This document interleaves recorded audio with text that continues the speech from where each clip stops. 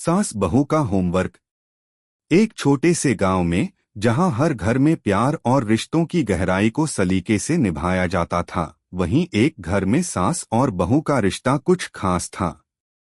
इस घर की सास निर्मला देवी एक संस्कारी और समझदार महिला थीं, जिनका दिल बहुत बड़ा था। उनकी बहू राधा एक प्यारी और हंसमुख लड़की थी। वे दोनों एक दूसरे के साथ मिलकर घर के सारे काम करतीं और कभी भी कोई भी काम अकेले नहीं करतीं। उनके रिश्ते में एक मजेदार तालमेल था, जो सभी को आकर्षित करता था। सास बहू का होमवर्क शुरू होता है। राधा और निर्मला देवी के रिश्ते में एक छोटी सी समस्या आ गई थी। राधा के पति सूरज एक सरकारी नौकरी करते थे और अक्सर देर रात तक घर आते थे।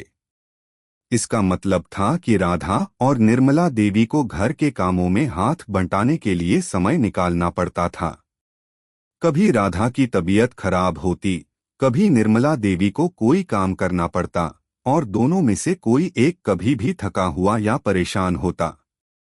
एक दिन राधा ने सोचा, क्यों न हम एक मजेदार तरीका अपनाएं और मिलकर यह सब करें।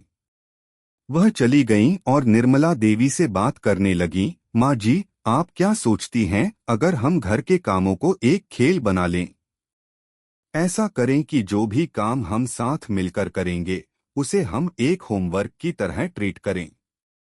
निर्मला देवी पहले तो चौंकीं, लेकिन फिर राधा की बातों का मोल समझते हुए हंसी में कहने लगीं, ठीक है, पर यह होमवर्क किस तरह का होगा?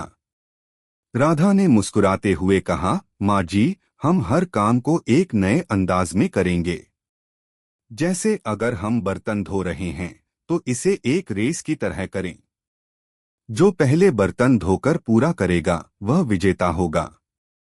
या फिर जब बिस्तर लगाने की बात हो, तो इसे एक पजल की तरह करें। जो पहले सही से बिस्तर लगाएगा, वही जीत जाएगा। निर्मला देवी की आंखों में चमक आ गई। वाह, यह तो मजेदार तरीका है।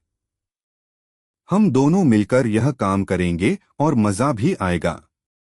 अब राधा और निर्मला देवी ने घर के कामों को अपनी तरह से करना शुरू कर दिया। राधा ने पहले बर्तन धोने के लिए एक चैलेंज रखा। दोनों ने जल्दी जल्दी बर्तन धोने शुरू किए और एक दूसरे से टक्कर ली। कोई भी हार मानने को तैयार नहीं था।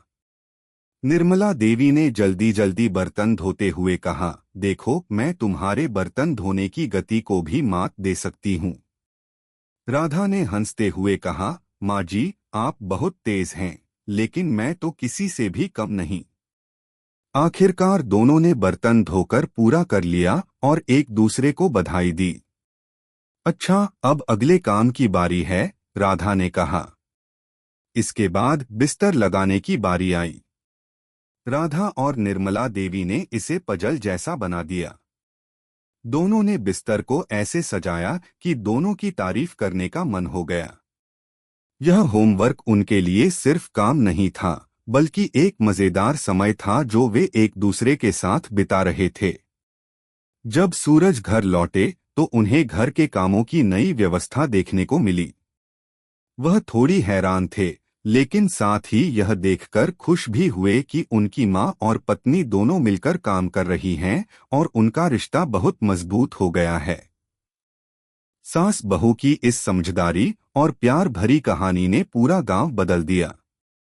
यह कहानी सिर्फ राधा और निर्मला देवी के बारे में नहीं थी, बल्कि इसने यह संदेश दिया कि अगर रिश्तों में प्यार और समझदारी हो, तो हर समस्या का हल ढूंढा जा सकता है। इतनी सरलता और प्यार के साथ सास और बहू ने अपने घर के कामों को इस तरह किया कि उन दोनों के रिश्ते में एक नया आयाम जुड़ गया। वे न सिर्फ एक दूसरे के साथ घर के काम करते थे, बल्कि एक दूसरे की भावनाओं को भी समझते थे। यह थी सास बहू का होमवर्क की कहानी, जहां सास और बहू ने न केवल घर के कामों को मजेदार बना दिया, बल्कि यह भी साबित कर दिया कि रिश्तों में समझदारी और प्यार सबसे महत्वपूर्ण चीज होती है।